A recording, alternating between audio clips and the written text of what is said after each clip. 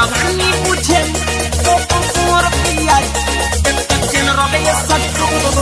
एक ओर से खोले नहीं खोले दोनों ओर, एक ओर से खोले नहीं खोले दोनों ओर।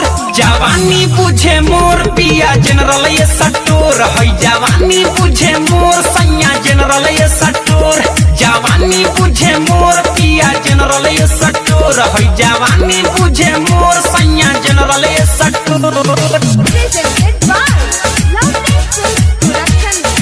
आप सुन रहे हैं अमित पटेल की आवाज में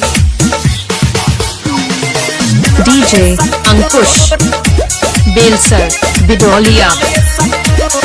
जाला न लेवे कबो दूसरा जगे, सगरो सामान कहे बा तोहरा लगे।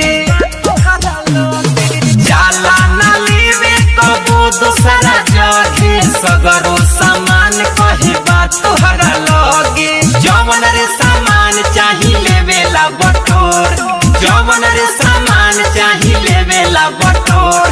जवानी बुझे मोर पिया जनरल ये सट्टूर है, जवानी बुझे मोर सैया जनरल ये सट्टूर।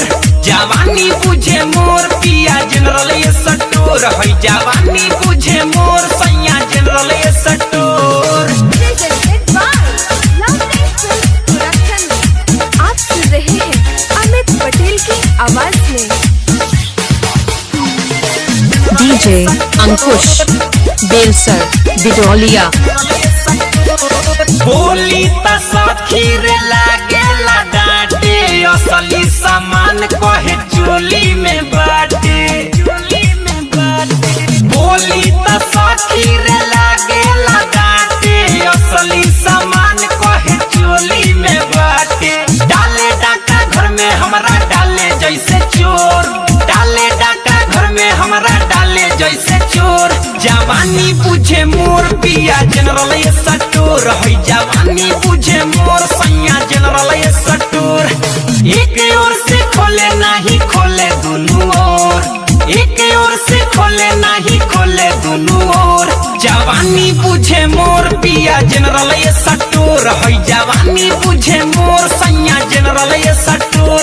जवानी बुझे मोर पिया जनरल ये सट्टूर है, जवानी बुझे मोर सैया जनरल ये सट्टूर। 96 93 58 51 23